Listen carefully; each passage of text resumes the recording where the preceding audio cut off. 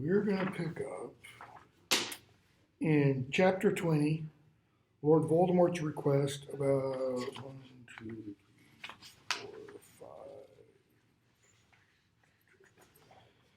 6 or 7, maybe 8 pages into the chapter. It's going to be around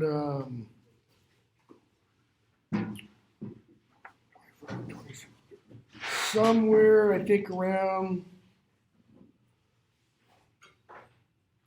427, 428, 429. Dumbledore and Harry are talking, and Dumbledore asks, this is before we get to where I really want to talk about it. Dumbledore asks Harry about his progress on Slughorn's memory. And Harry says, I asked him, but he wouldn't give it to me. And Dumbledore's like, seriously, dude. I mean, you just went out and asked him. He said, you've exerted your very best efforts. And Harry's like, well, no, not really. So Dumbledore, without saying it, kind of says, try a little harder, Harry. So I want to pick up next couple pages, and Dumbledore says, okay, we're going to do a little recap, but also where we go from here on out. Notice he says things get murkier and murkier. Okay? He says, thus far, as I hope you agree, I have shown you reasonably firm sources of fact for my deductions as to what Voldemort did until the age of 17. Now, I've never made this connection until just now. Remember the other day when we left off, we talked about in the chapter A Very Frosty Christmas, Harry raises a question to Arthur Weasley and Lupin. Anybody remember what that question was?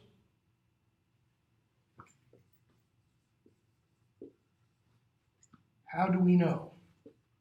Lupin and Weasley both say, we don't know, but we trust Dumbledore. Okay? And Harry's like, yeah, but Dumbledore could be wrong. So what if he's wrong?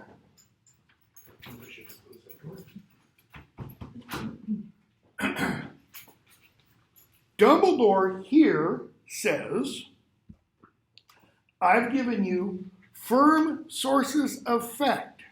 For what purpose? To trust my deductions. All right? So I've given you reasons to believe what I'm saying. Because this comes down to, they say, we trust Dumbledore, which means we believe Dumbledore, based upon reasons he's given in the past. It's almost like, I'm not suggesting this is the case, but it's almost like Lupin and Arthur Weasley have been in contact with Dumbledore about, Harry's getting a little sketchy in terms of his trust in you. Okay? So Harry nods. He says, now things become murkier and murkier. If it was difficult to find evidence about the boy riddle, it's been almost impossible to find anyone prepared to reminisce about the man Voldemort. Why would that be the case? What kind of consequences?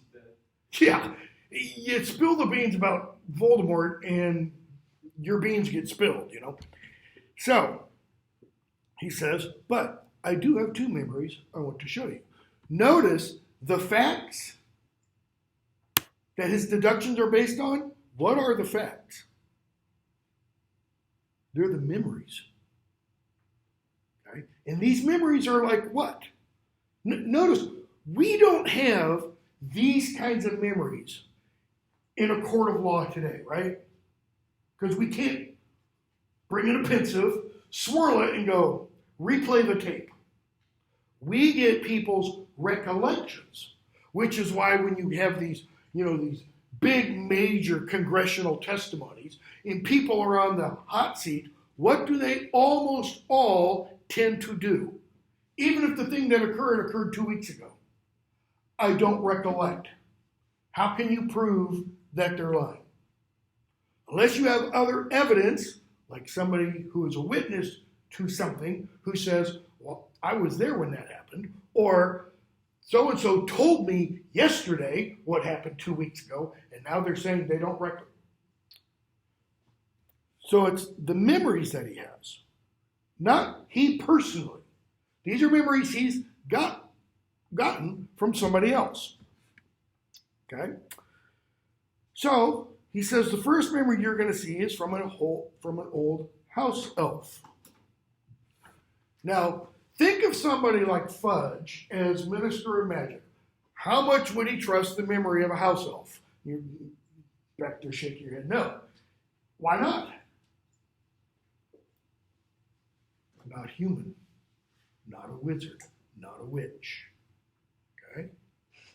So, they go to Borgin and Burke's in the memory. Voldemort's working at Borgin and Burke's. Harry's like, what? That's right, Borgin and Burke's. I think you'll see why it interested him. Okay? But he says, before we go to that memory, Harry, a couple other things. He wants to remain, first of all, at Hogwarts. Harry, he wanted to stay here. Why? This is around, 428, 429. Why? He had several reasons. First, and most importantly, Voldemort was, I believe, more attached to the school, this is page 431, than he has ever been to a person. Hogwarts was where he had been happiest. The first and only place he had felt at home. Notice the next sentence. Harry felt slightly uncomfortable at these words, for this was exactly how he felt about Hogwarts too. And we're going to find out in book 7, one more person, at least, felt exactly the same. And in that scene in book 7, Harry's going to be thinking, and he's going to refer to himself, Voldemort, and this other person as lost boys. Okay? Kind of interesting, especially if you're familiar with Peter Pan. So, second, Castle's stronghold of ancient magic. Voldemort thought I could unpack, learn all that. Third, he would have power and influence over witches and wizards, young witches and wizards, etc., etc. Maybe he got that idea from Slughorn. Okay? The teacher with whom he was on best terms and such. Notice, by the way, what that is telling us about Slughorn. Slughorn was his teacher, right? Slughorn's old. He's a lot older than Hagrid. Hagrid was a third year when Tom Riddle was a fifth year. Slughorn was a teacher when Tom Riddle was there throughout. So he's at least 30 plus years older than Voldemort. In book 2, when we find out about Hagrid and his relation to Voldemort, we could figure out the math, and Hagrid in book 2 would have been, I think it is 63. Voldemort would have been 65 in book 2. That makes Slughorn probably minimum 25 years older.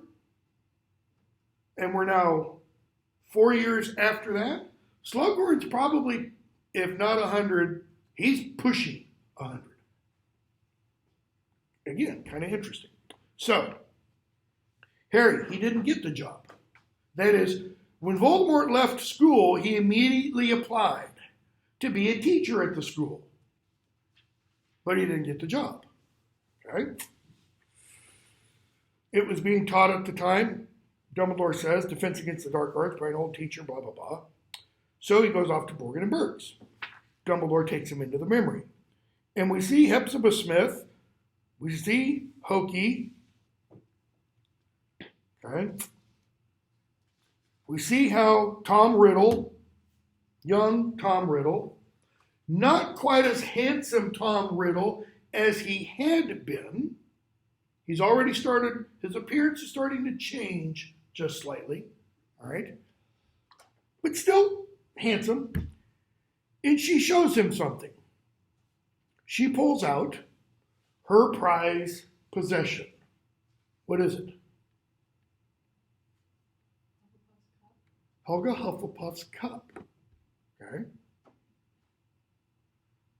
which has a badger on it. That's how he recognizes it's Helga Hufflepuff's. Badger is the animal of Hufflepuff House, right? Okay. So, we're told there is no mistaking it this time. Voldemort's eyes flashed scarlet at her words, and Harry saw his knuckles white on the locket's chain. I dare say Burke paid her a pittance, but there you are. Pretty, isn't it? Okay. So, she reaches out, takes the locket back, because now she's talking about the locket. And there's, the locket on this velvet cloth. Okay. It's got the Slytherin, which one's the name of this book? The British edition for the next book has the locket on the cover. Okay. I think that's right. Let's see here. Dumbledore pulls Harry out. And he tells Harry, Hepzibah Smith died 2 days after that little scene. Hoki the house elf was convicted by the ministry of poisoning her mistress's evening cocoa by accident. Harry, no way. We agree. Okay? But Hoki confessed. Harry, Voldemort modified her memory. Just like he did with Morphin, Dumbledore. Yep, I agree, Harry. And the ministry was predisposed to believe Hoki. Why? Harry finishes the sentence. Because she was a house elf. Precisely. By the time Hoki was convicted, Dumbledore goes on up to his family. He realized her two greatest treasures were missing. So notice, Hepzibah Smith owned the locket, the cup, okay? Marvolo owned the ring.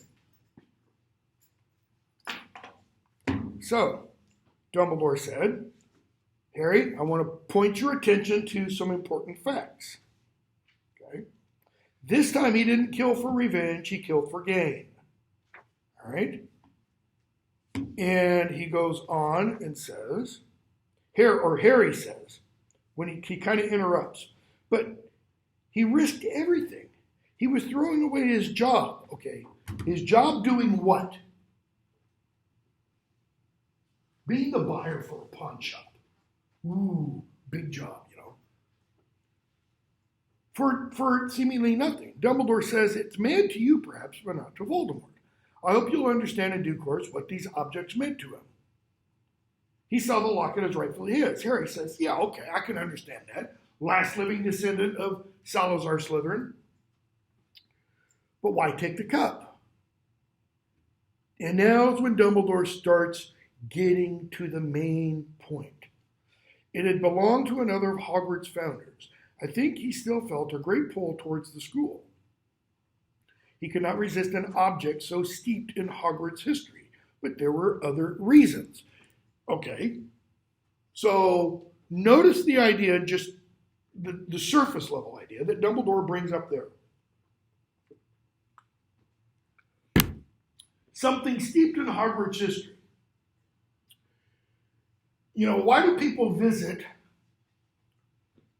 not as much in the United States, because we don't have things that are nearly as old, but why do people, if they go to England or they go to Europe, why do they visit things like castles and archaeological sites and stuff? Why do you go to the Roman Colosseum if you go to Rome? Well, one reason, like, Mount Everest, it's there. What's another reason? It's really, really, really old. And when you see something like that, when I used to do my Harry Potter course in London, our first field trip would be a walking tour of London, 5 to 7 miles. And we would start at one of the film sites, usually, used for the entrance to the Leaky Cauldron in the first time it was used. And we would start there and we would walk to various film locations.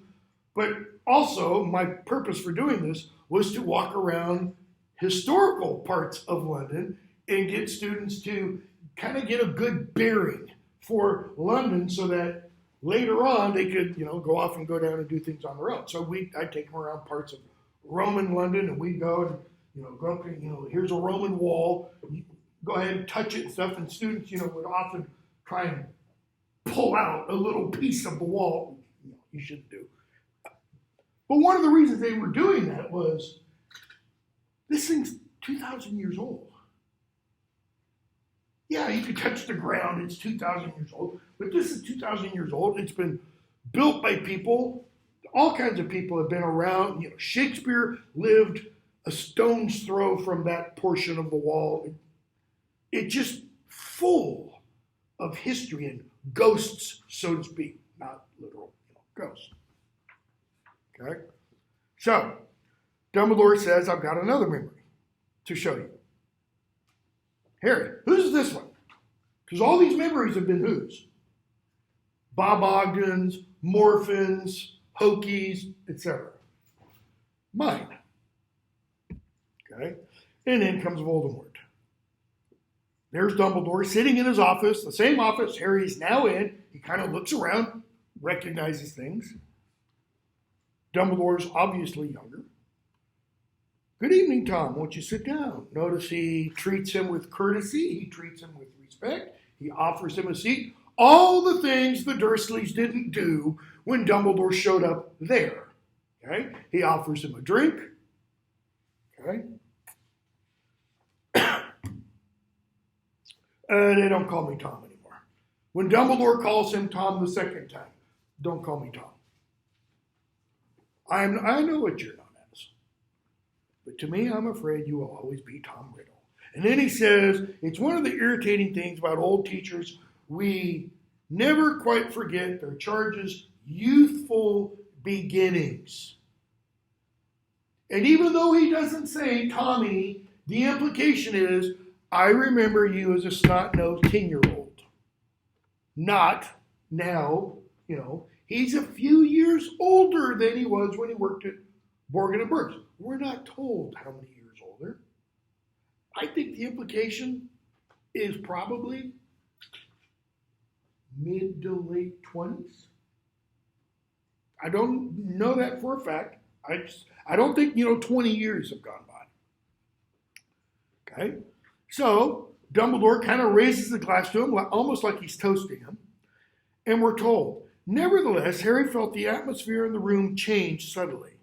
Dumbledore's refusal to use Voldemort's chosen name was a refusal to allow Voldemort to dictate the terms of the meeting, and Harry could tell that Voldemort took it as such. Okay, here's a big question for you. Based upon everything we've seen of Harry, books 1 through 6 up to this point, is Harry capable of that kind of analysis? You're shaking your head no. Why? He's not a writer. I agree entirely. With actually both. No, he's not capable of that kind of analysis. And 2, because he's not necessarily the brightest. Who would? Who would immediately understand the dynamic here? Hermione, man. She would read it, and if she were there, she'd be going, ooh, Harry, did you notice that? Dumbledore just asserted his authority. It's almost like he pulled up a high chair for Tom to sit in. Okay? This is very out of character for Rowling to do this in Harry's mind. Okay? So, they keep talking, and Dumbledore mentions, he's been offered the Minister of Magic position for three different times. And then Voldemort says, I've returned, maybe a little while, maybe after Professor Dippet thought I would, but, I have returned to ask to teach.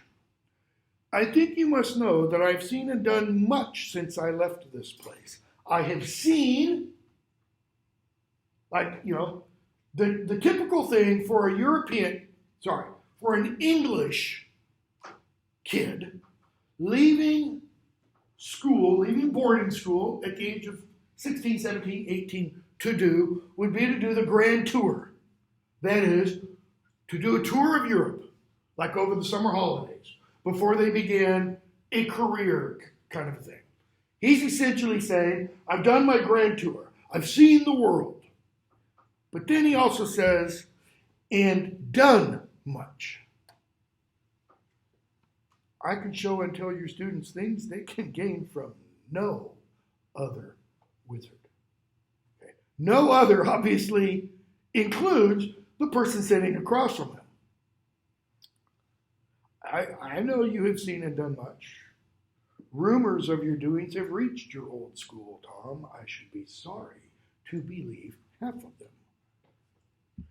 Greatness inspires envy. Envy engenders spite. Spite spawns lies. That kind of construction, by the way, greatness inspires envy. Envy engenders spite. Spite spawns lies. I can't remember which play, but that's in one of Shakespeare's plays. It's not those exact, this creates, but that construction. Okay? Dumbledore, you call it greatness? These things you've seen and done? Certainly. I have experimented. I have pushed the boundaries of magic further perhaps than they have ever been pushed.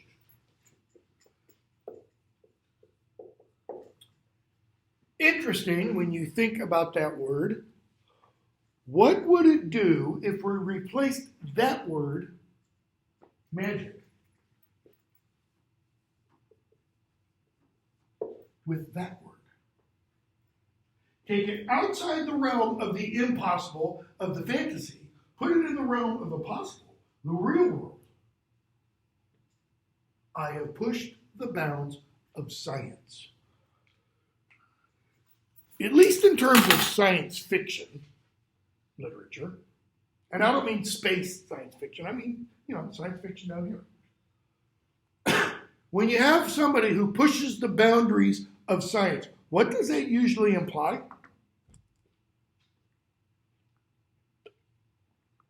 Great work of science fiction, even though it's much more science philosophy than it is fiction. Mary Wollstonecraft Shelley's Frankenstein. What does Dr. Frankenstein do?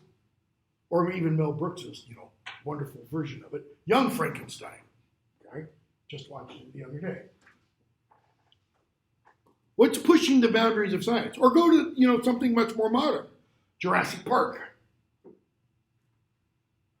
Which is full of science. Actual, real science. Michael Crichton was an MD. Okay? Practiced for a little while and then, started writing. Almost all of his books are based on science at the time. Andromeda Strain back in the 70s, all the way up to just about the last thing he was dying, when he was dying. Okay? State of Fear is all about the climate. Is it a consensus or is it fear mongering kind of thing? What do you do when you push the boundaries of science? Create life. Possibly create life. There are real chimeras. A chimera is a mixture of two things. Okay? Scientists have actually created this. We have, for example, mice with human cells.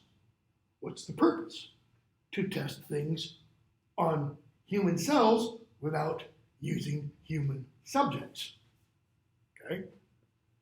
Probably how COVID came about. Or possibly how COVID came about. Right?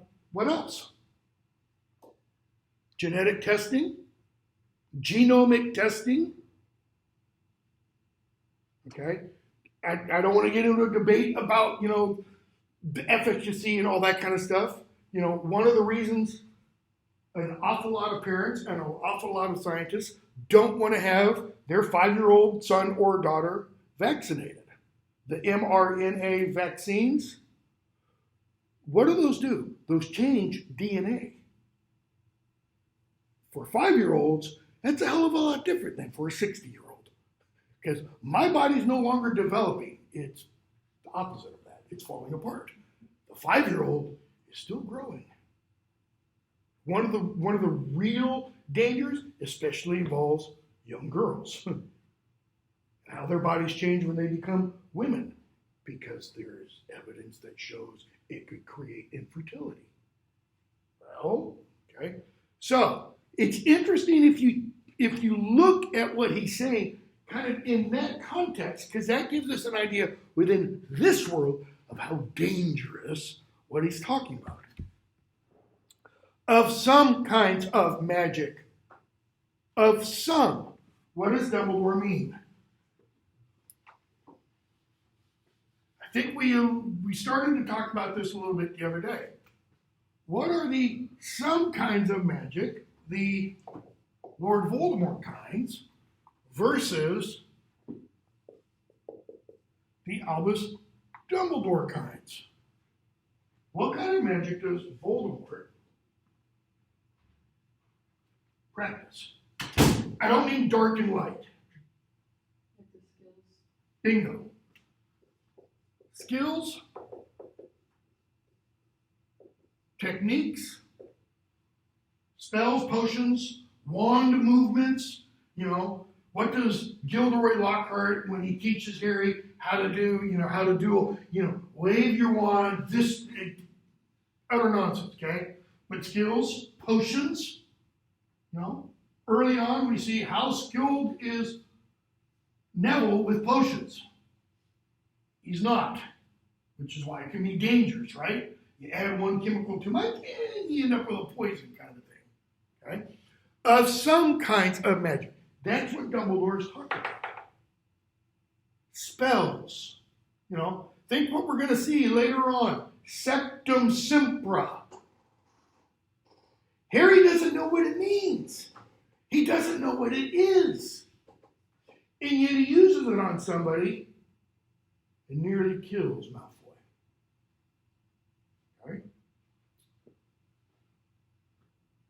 Of others you remain, forgive me, woefully ignorant. I don't mean to say you're dumb, Tom, but you're dumb when it comes to these other kinds of magic.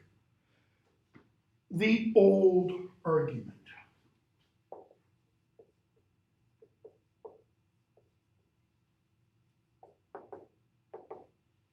What's he mean? What does Tom Riddle mean, the old argument?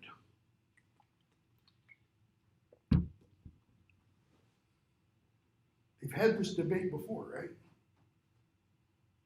They've had this conversation before. Okay? That's one possible meaning. What's another possible meaning? Look at what he says. The old argument. But nothing I have seen in the world has supported your famous pronouncements that love is more powerful than than my kind of magic. Okay? Before we go on to the old argument, where, other than end of book 5, when Dumbledore is talking to Harry in his office, the very same office they're in now in the Pensive, where else have we heard Dumbledore make any pronouncement about love? Harry says, I don't have skill he hasn't got. Skill, notice. I don't have skill, because the prophecy says he will have a power that the Dark Lord knows not. All right? Harry's power, according to Dumbledore, is love. All right? So, I think what's also the old argument is maybe not only Voldemort, Tom Riddle, and Dumbledore have had this conversation before. I think he's saying this is the old argument. This is the primal argument. Which is more powerful? Love or all these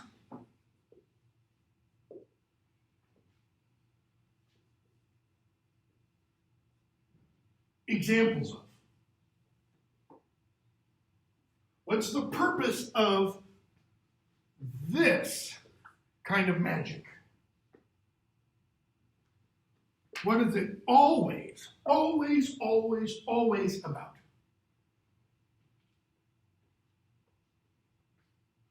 Why do you make a love potion? To control someone. Why do you do Wingardium Leviosa? You control something. They're all about. Every one of them is about control. All of this, okay? What is another word for control? It's all about power. And that takes us back to, even though I didn't require you to read it, that takes us back to Tolkien's essay on fairy stories, where he draws a distinction between magic and enchantment. Magic, Tolkien says in that essay on fairy stories, is about the domination of wills and things. What is one of the three unforgivable curses? The imperious curse. What does it do? It takes away someone's will. Take Avada Kedavra. Why is it the quintessential unforgivable curse? It's all three of the curses wrapped in one.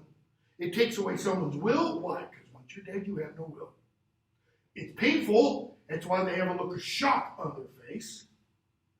And it takes life. Alas, no spell can reawaken the dead, Dumbledore tells Voldemort. Okay? So, it's domination of wills and things. That's what this kind of magic is entirely about. What is this kind of magic about?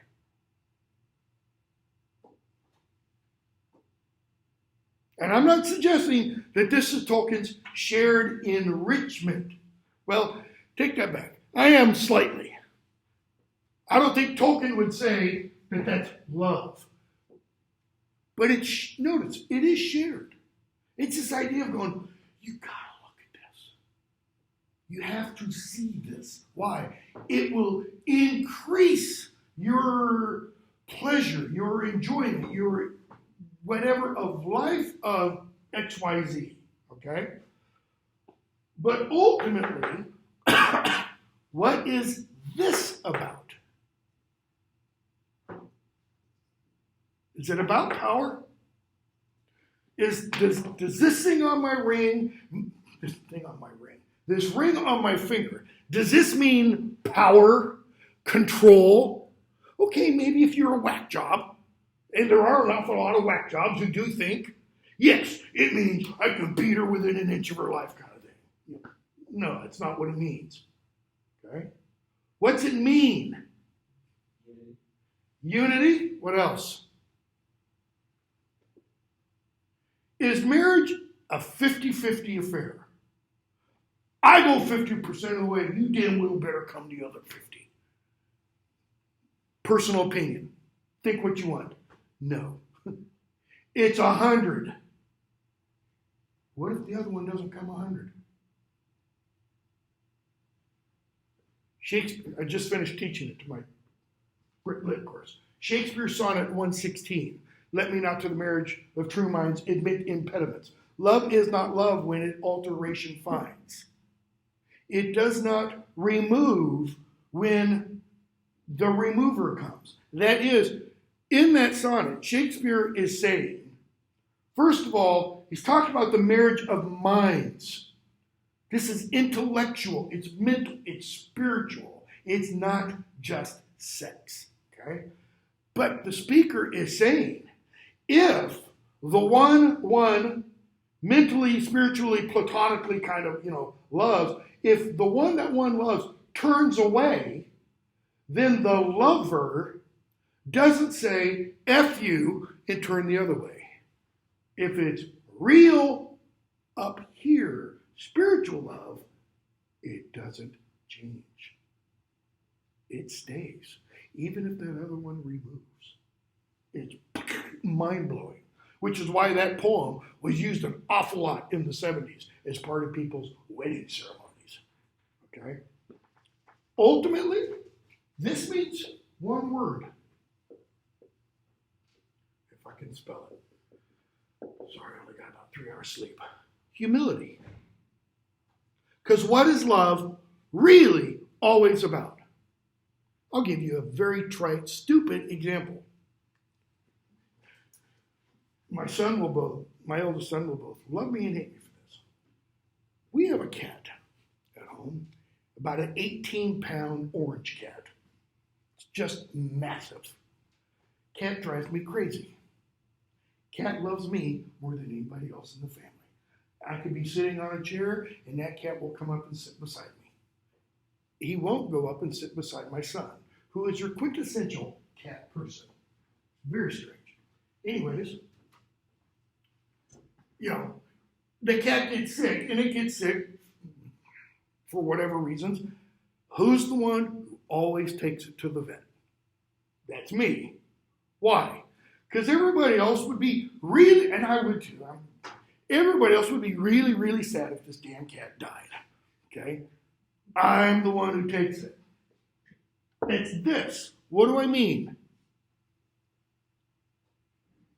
Is it in my best interest to take the cat? Okay, yeah, maybe, because everybody angry at me if I don't. What else, though? In order for me to take that cat to the vet, what do I have to do to what I want to do? Sacrifice that.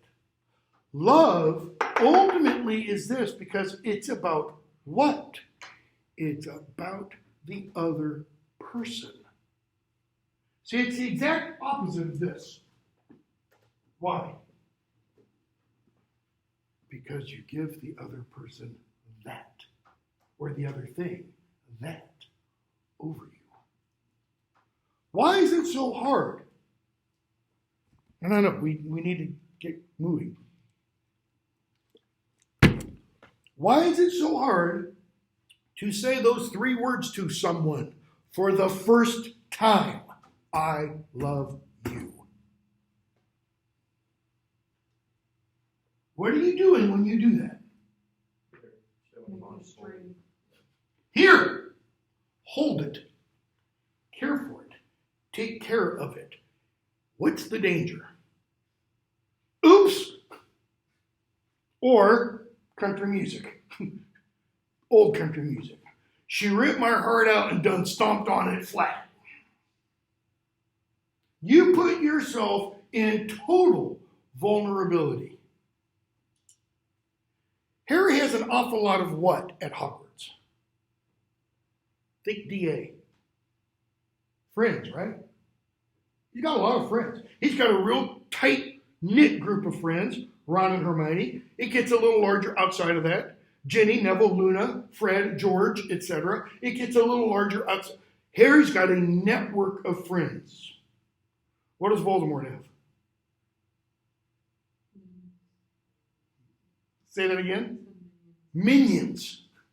People who do his bidding. That's why Dumbledore says, Death Eaters think they're Voldemort's friends, but Voldemort has never had any friends. Why? They're afraid of him. Why else?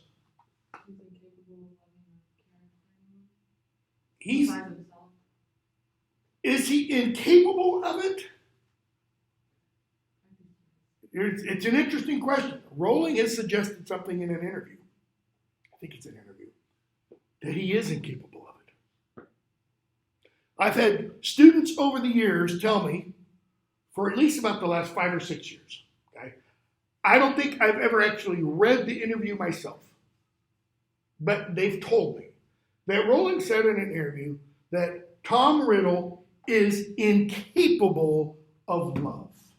And the reason he is incapable of love is because of how he was conceived. How was he conceived? Love potion. Love potion. And what she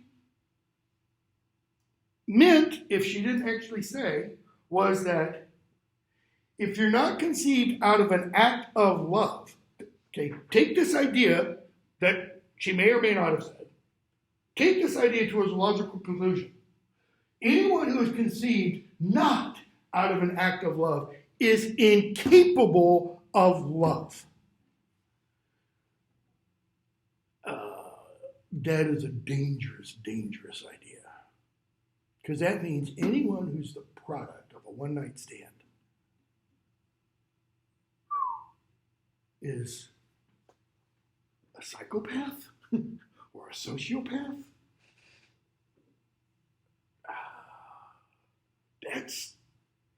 I really, really, really, exponentially really hope that's not what she meant. Because if it is, then it blows away an awful lot of what I think she is suggesting in these novels. Because if it is what she meant, then what Hagrid said in book 2 about the Malfoys is right. Bad blood, rotten to the core, meaning cannot change. Meaning, I know some of you haven't read book 7 yet, but I'm going to give a little thing away. Meaning that what Harry offers Voldemort at the end of book 7 is totally a lie. And maybe that's why it's not included in the theatrical release of the film. Okay? So, he says, nothing I've seen in the world supports your pronouncement that love is more, notice, powerful than my kind of magic. What's the problem with Voldemort's understanding of what, if we accept his portrayal of what Dumbledore said, what's wrong with the statement? Is love powerful in that sense? In this kind of sense? No, it's not. Because if my understanding of what Dumbledore, based upon what he's saying here, is correct, it's all about what? Giving that power away. That's one of the reasons why the title of this course is The Renunciation of Power. Okay? So, Dumbledore, perhaps you've been looking in the wrong places. Notice Dumbledore doesn't correct him, other than say, you've been looking, doing your researches wrong, Tom. What does he mean? How do you research love? Do you go to the Department of Mysteries at the Ministry of Magic and knock on the door? Do you ask for the key? I mean, love is in that room apparently, but notice the door is always locked. We're told it's always locked. We're not told that it's open sometimes for people to go in and study it. Why? Why can't you study love? Because it's a warm, fuzzy feeling and intellect doesn't understand it? No. No. But it is true, intellect doesn't understand it. Because intellect and reason say what? Protect numero uno. Intellect and reason say, this will what? This will get you killed. Okay? And everything about human nature says self-preservation. So, perhaps you've been looking in the wrong places. Well, then what better place to start my fresh researches than here at Hogwarts? Notice, did he hear what Dumbledore said?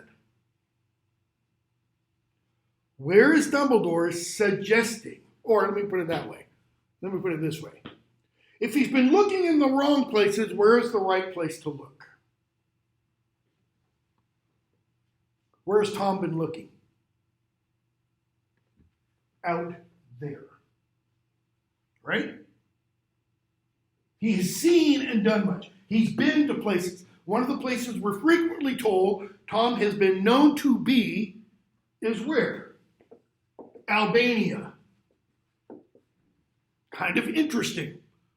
I don't know that J.K. Rowling intended this or not, but I kind of think she did.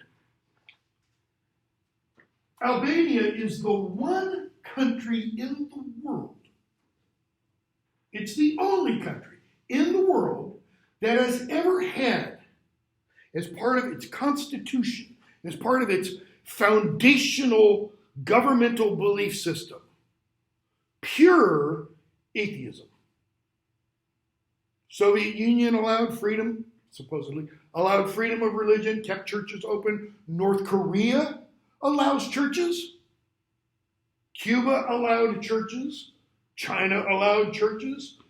Only Albania said nothing.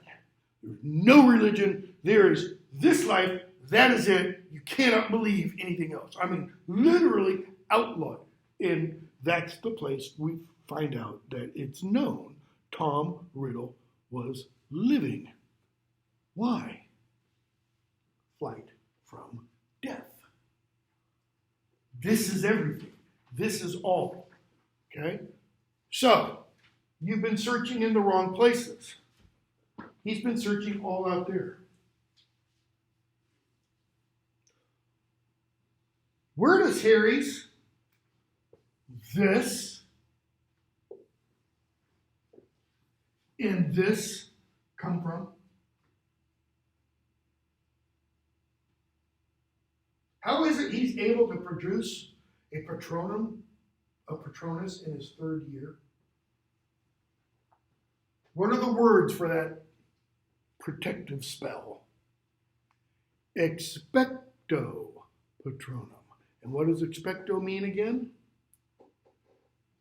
Out of the heart, out of the chest. It comes from within. Okay? It doesn't come from out there. You can't find love out there.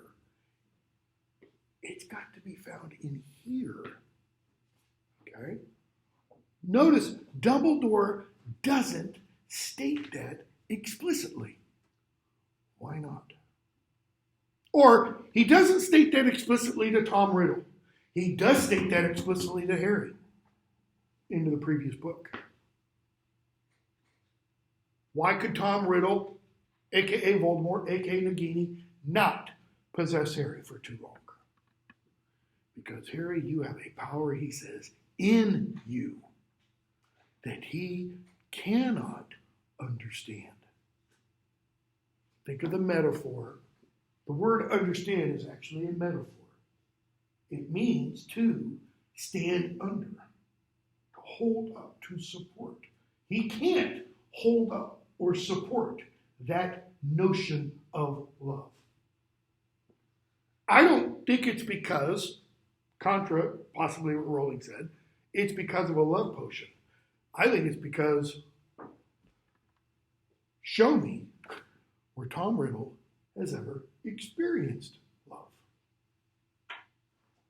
Did he experience it from Mrs. Cole? No. I think he has, though. One person showed it to him. Dumbledore. How did Dumbledore show love to Tom Riddle?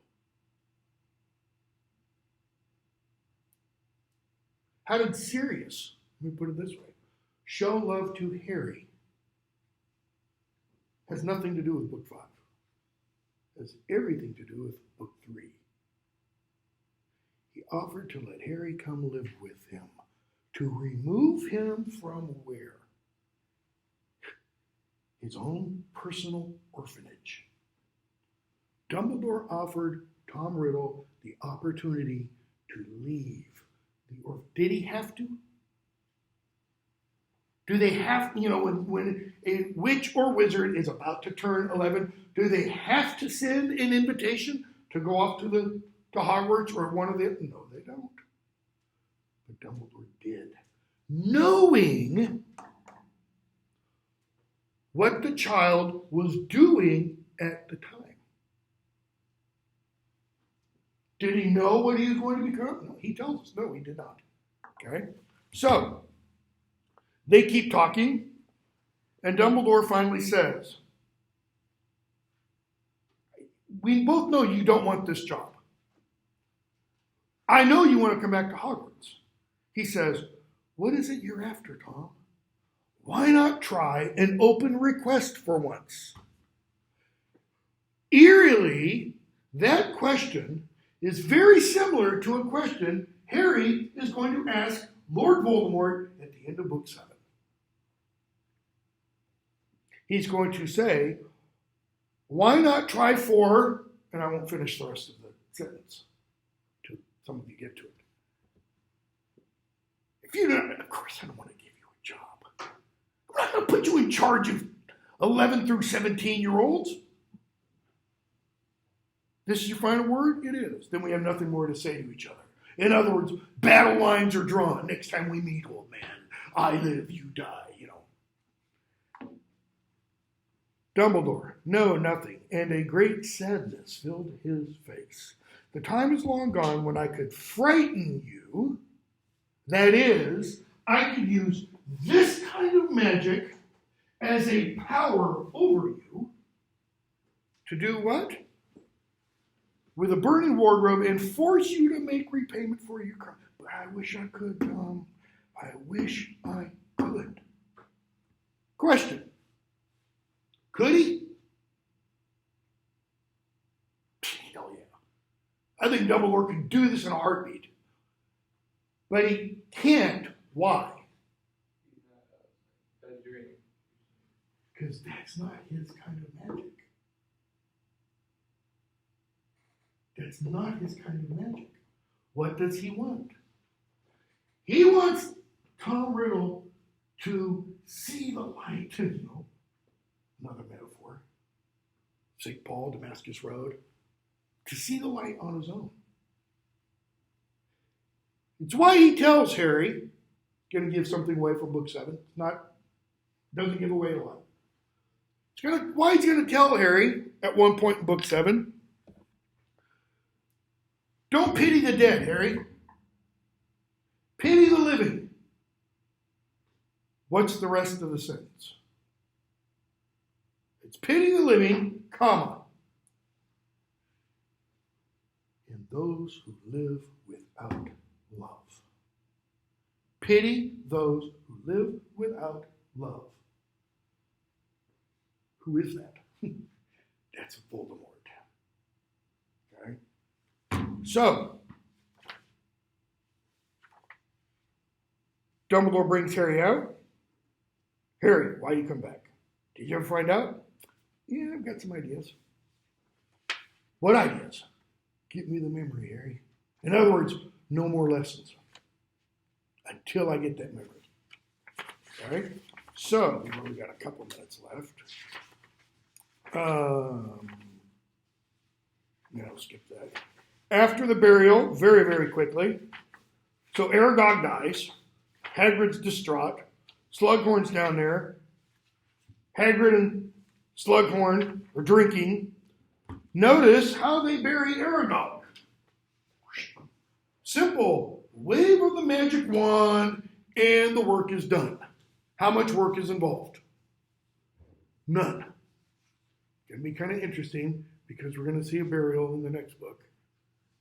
It's not going to be done like that. Okay? How does Harry get the memory from Slughorn? He He uses Felix Felicis, liquid luck, and that's part of it. What else does he use? You never expect this from Harry. Louder. Guilt manipulation. I mean, he just turns it on.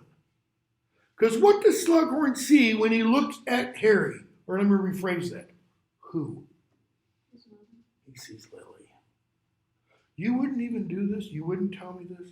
To save Lily Potter's son?